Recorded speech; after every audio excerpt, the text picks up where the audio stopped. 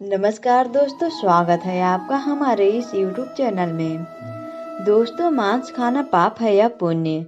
यह बात उन दिनों की है जब भगवान श्री कृष्ण अपने बालपन में थे। एक बार जब कृष्ण एक पेड़ के नीचे बैठे बांसुरी बजा रहे थे, उसी तरफ एक हिरण दौड़ता चला आया और उनके पीछे जाकर छुप गया। वो हिरण बहुत ही घबराया हुआ था। भगवान कृष्ण ने उसके सिर पर हाथ फेरते हुए कहा, क्या हुआ? तुम क्यों छुप रहे हो? उसका पीछा करते हुए एक शिकारी भी वहां आ पहुंचा और बोला, यह मेरा शिकार है, इसे मुझे दे दो, इस पर मेरा अधिकार है। तब भगवान श्री कृष्ण बोले, हर जीवित जीव पर उसका खुद का अधिकार होता है, न कि किसी और का। तब वह शिकारी क्रोध में बोला, यह मेरा शिकार है, इसे मैं पकाकर खाऊंगा। तब भगवान कृष्ण बोले, किसी भी जीव को मारकर खाना पाप की श्रेणी में आता है। क्या तुम पाप के भागी बनना चाहते हो? मांसाहार पाप है या पुण्य? क्या तुम धर्म को नहीं जानते? तब वह शिकारी बोला, मैं तुम्हारे जितना शिक्षित तो नहीं कि यह जानूं कि मांसाहार पुण्य है या पाप, पर मैं यह जरूर जानता हूँ कि जीव को मारकर खाना इसमें कोई हर्ज नहीं है। मांसाहार से तो एक तो वह जीव को जीव बंधन से मुक्त कर रहा है, फिर क्यों मांसाहार से मना किया जाता है? मांसाहारी होने को क्यों नहीं कहा जाता है? वैसे भी मैं इसको मारकर नीच योनि से मुक्ति दिलाकर पुण्य ही कमा रहा हूँ, फिर इस पर पाबंदी क्यों है? इसे तो प्रोत्साहित करना चाहिए। जहाँ तक मैंने सुना है, जीव हत्या तो शास्त्रों में भी बताया गया है। राजा लोग शिकार किया करते थे। ऐसे तमाम तर्क देते हुए कृष्ण से पूछा कि फिर क्यों ये मांसाहार गलत है और पाप की श्रेणी में आता है? तो आप ही बताइए, मांसाहार पुण्य है या पाप? भगवान श्री कृष्ण समझ गए कि इसकी बुद्धि मांस खाने के कारण तामसिक हो गई है और उसने सोचने और समझने की बुद्धि को भी खो दी है। फिर भगवान श्री कृष्ण बोले, इस अंतहीन विषय पर पहले मैं कोई राय नहीं दूंगा। मेरी इस छोटी सी कथा सुनने के बाद तुम ही उत्तर देना कि मांसाहार पुण्य है या पाप, और तुम्हें मांस खाना है या नहीं। वह शिकारी सोचने लगा कि इसमें मेरा तो कोई घाटा नहीं है, इस कथा को मैं सुन ही लेता हूँ, मेरा मनोरंजन भी हो जाएगा और बाद में मुझे इसका मांस भी मिल जाएगा। तो भगवान कृष्ण ने अपनी कथा का आरंभ की। एक बार मगध में खाद्य संकट खड़ा हो गया तो अन्न का उत्पादन कम रहा। राजा को चिंता हुई कि यदि इस समस्या का शीघ्र निदान नहीं किया गया तो संरक्षित अनाज कोष भी खत्म हो जाएगा और संकट भीषण हो जाएगा। तो सम्राट ने अपनी राज्य सभा में पूछा, देश की खाद्य समस्या को सुलझाने के लिए सबसे सस्ती वस्तु क्या है? मंत्रीगण सोच में पड़ गए। चावल, गेहूं, आलू इत्यादि पदार्थों को उगाने के लिए बहुत परिश्रम करना पड़ता है। वह तभी प्राप्त होते हैं जब प्रकृति का प्रकोप न हो। ऐसे में तो कुछ भी सस्ता हो ही नहीं सकता। तभी शिकार का शौक रखने वाले एक मंत्री ने सोचा कि यही उत्तम अवसर है, क्यों न अंधाधुंध शिकार के लिए राजा की अनुमति ले ली जाए। उसने सभा में कहा कि सबसे सस्ता खाद्य पदार्थ है मांस। इसके लिए धन का भी खर्च नहीं है और पौष्टिक खाना भी मिलता है। सभी सामंतों ने इस बात का समर्थन कर दिया, लेकिन मगध के प्रधानमंत्री अभी भी चुप थे। सम्राट ने पूछा, प्रधानमंत्री, आप चुप क्यों हैं? आपने कोई अनुमोदन नहीं किया, आपका क्या मत है? प्रधानमंत्री ने कहा, मैं यह नहीं मानता कि यह कथन सही है कि मांस सबसे सस्ता पदार्थ है। फिर भी इस विषय पर मैं अपने विचार आपके सामने कल रखूंगा।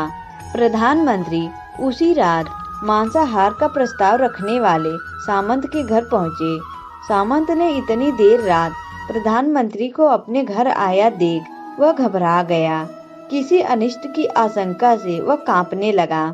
प्रधानमंत्री ने कहा, संध्या को महाराज बीमार हो गए, उनकी हालत बहुत ही खराब है। राज्य वैद्य ने कहा है कि किसी शक्तिशाली देह का 2 तोला मांस मिल जाए तो राजा के प्राण बचाए जा सकते हैं। आप महाराज के सबसे विश्वास पात्र हैं, इसलिए आपसे योग्य कौन होगा। इसके लिए आप जो भी मूल्य लेना चाहें ले सकते हैं। आप कहें तो इस काम के लिए मैं आपको 1 लाख स्वर्ण मुद्राएं भी दे सकता हूँ। एक बड़ी जागीर भी आप मांग सकते हैं। बस आप अपनी इच्छा कहें, मैं कटार से आपके हृदय को चीरकर बस 2 तोला मांस निकाल लूंगा। यह सुनकर सामंत के चेहरे का रंग फीका पड़ गया। वह सोचने लगा, जब जीवन ही नहीं रहेगा तो लाख स्वर्ण मुद्राओं से मैं क्या करूंगा, और बड़ी जागीर भी किस काम की आएगी। वह तुरंत अपने घर के अंदर भागा और अपनी तिजोरी से 1 लाख स्वर्ण मुद्राएं लेकर आया। मुद्राएं देखकर उसने प्रधानमंत्री के पैर पकड़ लिए और गिड़गिड़ाते हुए बोला, श्रीमंत, मैं आपकी 1 लाख मुद्राओं में अपनी 1 लाख मुद्रा और मिलाता हूँ। इस पैसे से आप किसी और सामंत के हृदय का मांस खरीद लें, किंतु मुझे जाने दीजिए। यह बात किसी और को पता न चले, मैं आपसे आग्रह करता हूँ। प्रधानमंत्री जी यह सब समझ चुके थे।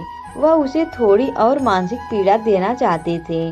प्रधानमंत्री ने आगे कहा, सामंत, आप शरीर से बलिष्ठ हैं।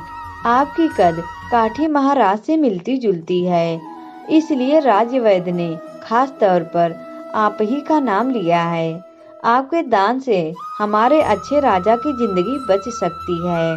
आप कहें तो मैं आपको प्रधानमंत्री का पद देने को तैयार हूँ और खुद आपका कर्मचारी बनकर रहूँगा, पर प्रजा से हमारे राजा को न छीने।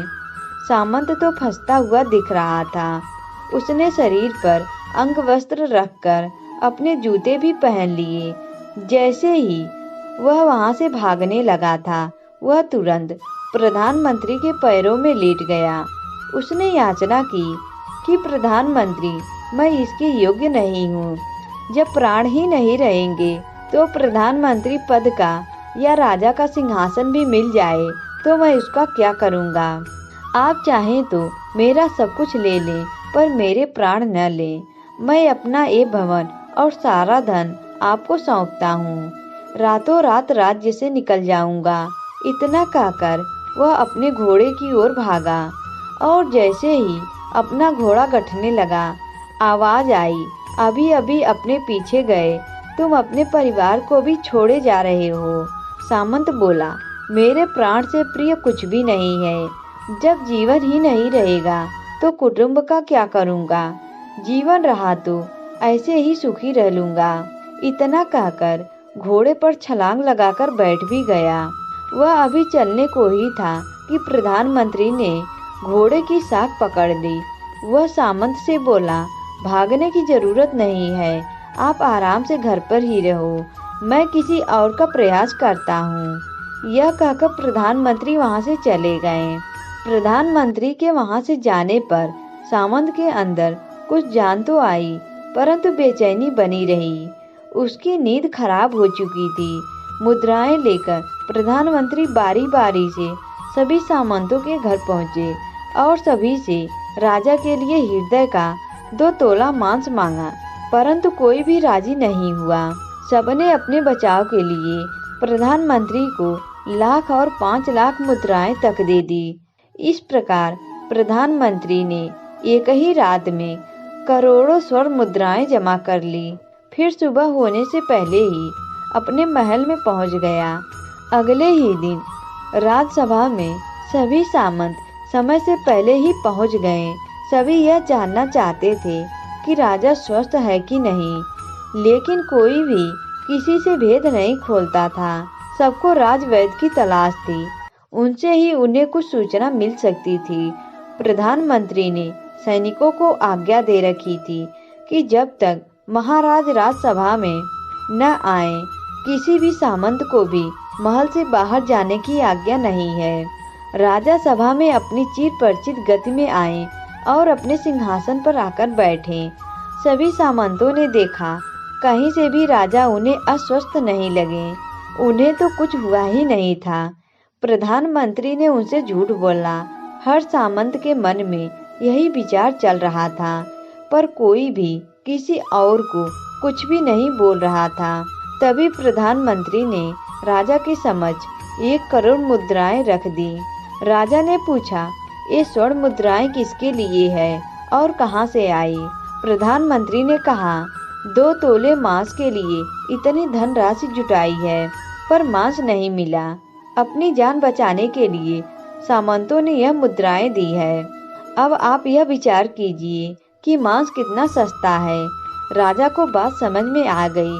उन्होंने प्रजा को अतिरिक्त परिश्रम करने का निवेदन किया और राजा ने अनाज भंडार में से अनाज निकालकर श्रमिकों को दे दिया। उन्होंने पौष्टिक सब्जियों की खेती का तुरंत आदेश दिया। वह 1 करोड़ स्वर्ण मुद्राएं इसी कार्य के लिए और श्रमिकों के कल्याण के लिए खर्च की गई। कुछ समय बाद मौसम अनुकूल हुआ और खेती लहलहाने लगी। इसी प्रकार राज्य से खाद्य संकट दूर हुआ। जीवन का यह मूल्य भगवान श्री कृष्ण हमें इस कथा के जरिए समझाना चाहते थे कि हम यह न भूलें कि जिस तरह हमें अपनी जान प्यारी है, उसी तरह सभी जीवों को अपनी जान प्रिय होती है। अपने दिल से जानिए पराये दिल का हाल। यदि संसार के संबंधों से मुक्त करने का तर्क सही है, यदि जीव हत्या जीव को संसार बंधन से मुक्त करने का तरीका है, तो अत्याचारी द्वारा किया गया नरसंहार भी मान्य है। वह भी ये तर्क दे सकते हैं कि वह लोग जीवन के कष्ट से आप लोगों को मुक्त कर रहे हैं।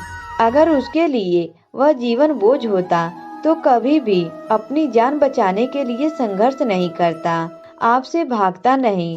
जो आपके सामने असहाय हो जाता है, उसे प्राण गंवाने पड़ते हैं। जिन जीवों को मारकर आप खा रहे हैं, उन्हें तो प्राण बचाने का अवसर भी नहीं मिलता। बर्बरता सिर्फ वही नहीं है जहाँ सिर्फ मानव का रक्त बहता है। बर्बरता उसे भी कही जाती है जहाँ स्वार्थ के लिए किसी जीव की हत्या कर दी जाए। हम अंत समय में जिंदगी भर के पापों के लिए जिंदगी भर सुकर्म करने की कोशिश करते हैं, परंतु हम यह भूल जाते हैं कि जब वह जीव हमारे लिए कांटा बन गया और हमारे लिए तड़पा, उसका श्राप हमें इस जीवन में नहीं बल्कि अगले जीवन तक नहीं छोड़ता। परमात्मा से यह ज्ञान पाकर शिकारी परिपूर्ण हो गया और उसे ज्ञान की प्राप्ति हो गई और वह जान गया कि महानता जीवन लेने में नहीं बल्कि जीवन देने में है। शिकारी भगवान के आगे हाथ जोड़कर वहां से चला गया और उसने कसम खा ली कि वह अपने संपूर्ण जीवन में किसी को भी कभी चोट नहीं पहुंचाएगा। दोस्तों, आज की वीडियो में बस इतना ही। अगर यह वीडियो आपको अच्छा लगा तो वीडियो को लाइक करें और हमारे चैनल को भी सब्सक्राइब करें। दोस्तों, वीडियो देखने के लिए आप सभी का धन्यवाद।